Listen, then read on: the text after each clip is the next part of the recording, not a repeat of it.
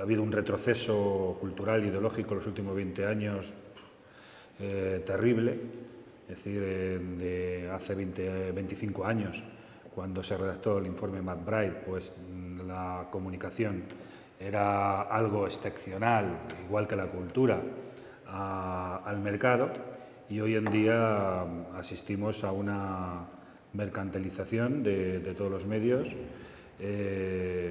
o una cultura basada en el mercado, y también la concentración en oligopolios privados y el control político de los medios. Yo creo que esos son, digamos, los tres paradigmas actuales que excluyen y que, si no se remedia, si no la sociedad no toma conciencia y no somos capaces de extender esta problemática, pues yo creo que ponen en serio riesgo la supervivencia de los medios de proximidad, los medios locales y los medios comunitarios.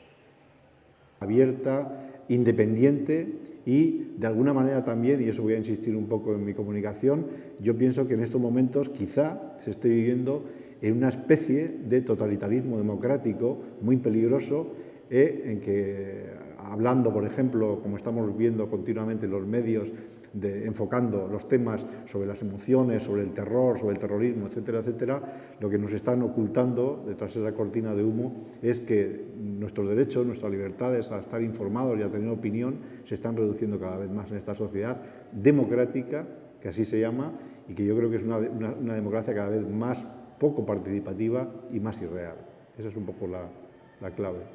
No tiene sentido que planteemos que puede haber unos medios comunitarios que sean sostenibles en el tiempo y también social y económicamente, si no nos planteamos también al mismo tiempo que tenemos que cambiar la estructura de pensamiento en cuanto a cómo la ciudadanía se enfrenta al hecho comunicativo, ¿no? Y a la pervivencia de unos grandes medios que simplemente han optado por un modelo único de comunicación unilateral y hegemónica, ¿no? De nosotros comunicamos y vosotros consumís. Entonces, la educomunicación es la que puede un poco contribuir a que las bases de yo soy un individuo y formo parte de un colectivo y como tal me puedo expresar y puedo tener también una visión crítica frente a esta realidad mediática. Y esa concepción de uno mismo y de la colectividad es lo que le puede enfrentar a esa necesidad de crear esos medios comunitarios. Para min a comunicación non ten nada que ver con eso. A comunicación e a cidadanía, se os poñemos en dous extremos, non comparto ben esa estrutura. Eu penso que, por un lado, non está a comunicación, os sistemas de comunicación, e por outro lado, a cidadanía. Eu penso que habría que crear algo que fose moito máis fluido, ¿no? De que se pudese transmitir as mensaxes nun e noutro sentido.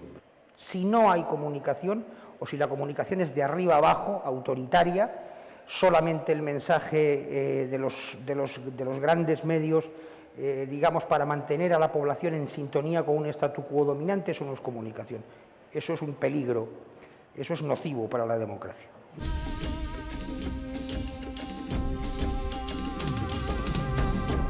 Que existe un terceiro sector na sociedade civil, iso está clarísimo. Que exista nos medios de comunicación é un traballo que hai que facer. Temos que facelos todos, dende os que traballamos nas ONGs, como os que traballan nos medios e os que traballamos na ponte entre as dúas cousas, entre as ONGs e os medios. É fundamental que o terceiro sector teña voz. No solo no se nos apoya y se nos promueve, sino que nos encontramos con multitud de obstáculos para funcionar. Entonces, eso nos parece un indicador muy malo en el aspecto del sector de la comunicación, la imposibilidad real de que organizaciones sociales promovamos estos medios de comunicación.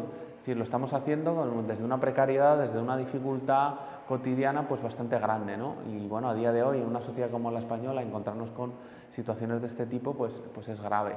E entón creo que realmente a comunicación, entendida nese sentido social, pois está entrando, digamos, nunha nova fase de redefinición, precisamente na relación que hai da comunicación coa cidadanía, porque de pronto elimínanse, digamos, os intermediarios. A cidadanía pódese comunicar ou crear os seus instrumentos de comunicación por si mesma, non? Bueno, buscamos audiencias intencionales y no audiencias accidentales. No buscamos una mayoría pasiva, sino a las minorías activas, para con ellos llegar a la mayoría, ¿no? Y transformar esa mayoría pasiva en activa. Parece un pouco complicado, pero non lo es. Entón, é un concepto, sen dúbida, o de Ciudadanos en día, que pasa pola participación e que pasa por un tipo de xornalismo no que les impliquen, no que teñan voz propia. Pero lo cierto es que lo que se tiene que articular, y sería algo muy necesario, es un verdadero tercer sector de la comunicación donde la ciudadanía tuviera mucha mayor presencia en lo que es el panorama audiovisual y el panorama de la comunicación, de los medios de comunicación. Meterse como pequeños caballos de Troya en la sociedad esta globalizada e intentar actuar como sea, sobre todo para hacer un bien, para hacer un bien yo creo que importante a una ciudadanía que cada vez se ve más limitada a la hora de expresar cualquier cosa y sobre todo su opinión en todo lo que está circundando su vida, ¿no? Porque cada vez es verdad que tenemos teóricamente más medios de comunicación comerciales, pero da la sensación de que cada vez estamos menos informados. Y ese es un poco, quizá, menos informados y menos formados, y esa quizás sea una de las tareas importantes, como hemos visto en algunos de los ejemplos que nos han contado en el foro, que en ámbitos ciudadanos, en ámbitos de extrarradios de las ciudades, etcétera, etcétera, puede haber un importante papel de este tipo de medios alternativos.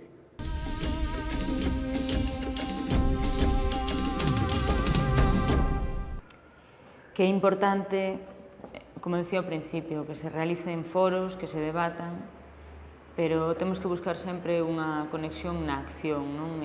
A nivel político, sobre todo nun momento como o actual, non? No que en Galiza houve un cambio, sería fundamental que estuveramos sempre pensando en aplicacións políticas de todo isto que falamos, non?